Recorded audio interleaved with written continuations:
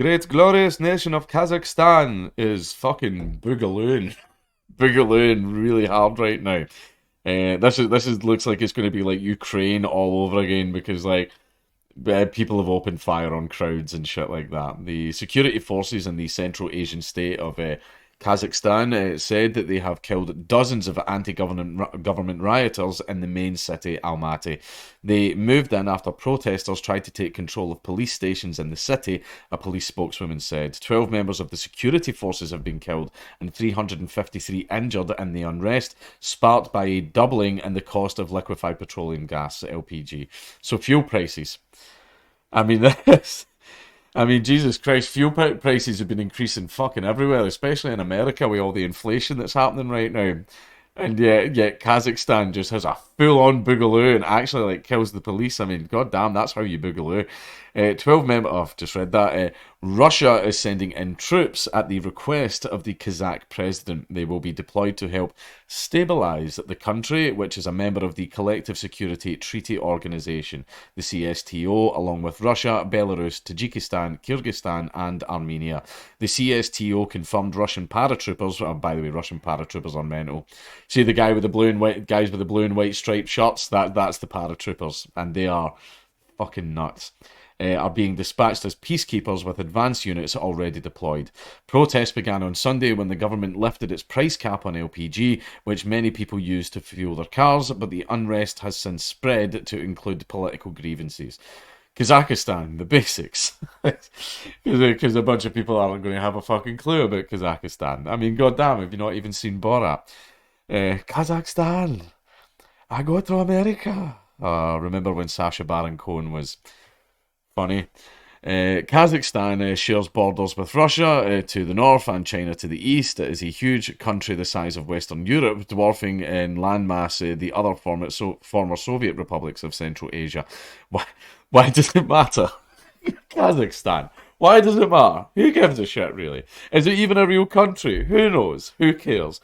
It has vast mineral resources with 3% of global oil reserves and important coal and gas sectors. A mainly Muslim republic with a large Russian minority, it has largely escaped the civil strife seen in other parts of Central Asia. Why is it making the news? Fuel riots have locked the government, resulting in resignations at the top and a bloody crackdown on protesters. How dangerous has the unrest become? Getting a clear picture of what is happening is proving difficult amid what monitoring groups describe as a nation-scale internet blackout, and there are reports that security forces sided with the protesters in some places. Yeah, that'll be why. The fact that Kazakhstan, obviously, ever since the Soviet Union days, has had a little bit of a delicate relationship going on with Russia. And the fact that they have now turned around to Russia and they've blacked out the fucking internet, most likely to stop the protesters from being able to communicate with each other, and they've actually turned to Russia for help. It's bad. It's bad, as in literally probably could actually overthrow the government. Bad. That's the only time they would turn to Russia for help. Almaty police spokeswoman Saltanat Azerbek called on people in the city to stay at home temporarily as a counter-terrorist operation continued in 3 administrative buildings on Thursday. Dozens of attackers were eliminated as they tried to storm police buildings in the city, she said, adding that weapons had been stolen by rioters. Oh, Lord. About 1,000 people have reportedly been injured in the unrest, with 400 being treated in hospital and 62 in intensive care. Protesters also targeted the mayor's office in Almaty and Kazakhstan's main airport, while water cannons were used against protesters in the western city of Aktobe. President Kassym-Jomart Tokayev has imposed a nationwide state of emergency that includes a curfew and a ban on mass gatherings. He also fired his powerful predecessor, Nursultan Nazarbayev, who held a national security role since stepping down as president, and the entire government resigned.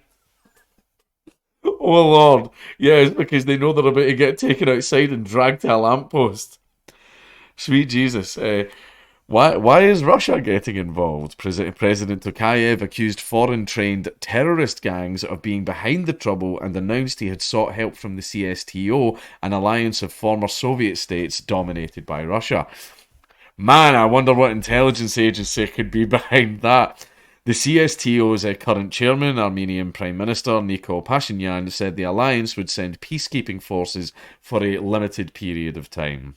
A video released by Russian media shows a small number of Russian soldiers boarding a military transport plane.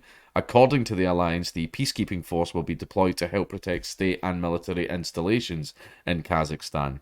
The CSTO was set up nearly 30 years ago after the collapse of the Soviet Union as an alliance to counter external military threats.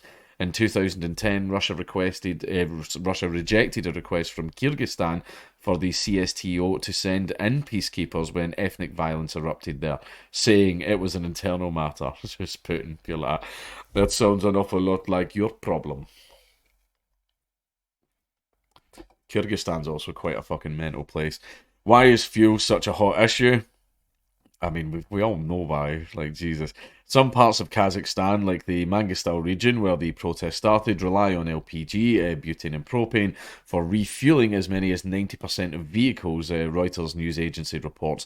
Despite being a major oil nation, Kazakhstan had regularly faced LPG shortages before producers got a better price exporting. When the government removed its price cap on the 1st of January, prices reportedly rose from 50, which is 8 pence, to 120 tenge per litre, so that's like double and a half. The government has since announced it is restoring the 50 tenge cap in Mangostal. There you go, yeah. But I think the people are still unhappy. Burned down buildings and long queues. The bustling square of Almaty has turned into a conflict zone, complete with burned down buildings and vehicles. Many people are scared to go outside, especially at night, because clashes are continuing. The sounds of shooting and explosions remind people how dangerous it can be to leave their homes. Local vigilante groups block the entrances to their villages near Almaty to prevent looting. Checkpoints and makeshift barriers block the entrance to the city, so people are using narrow streets to get in and out of Almaty. There are big queues at petrol stations. Residents are struggling to buy food because shopping malls, supermarkets, cafes and restaurants are all closed. Only small shops are still open. What does that remind you of? And the internet shutdown continues, so people cannot withdraw money or top up their phones. Okay, so Kazakhstan is in full 100% Boogaloo mode. They are booging. The Boogaloo has begun. And to be honest, to the Kazakh people, I fucking go for it. Best of luck to you. Maybe I would be a little bit concerned about Russia sending in the paratroopers, because yeah, the Russian paratroopers are a little, just a little tiny bit war crimey. So, like, we all seen the footage of what happened in Ukraine. Like, see the stuff you saw in the news in Ukraine, never mind that shit. I don't know if you've seen the video of the protesters moving up the street and the police just open fire, and you see them running, and while they're all running, they're just dropping. They're just all dropping like flies. And then you see, there's a news camera that moves away quickly, but there is footage from another angle. Yeah, so best of luck to the people of Kazakhstan. However, please be careful.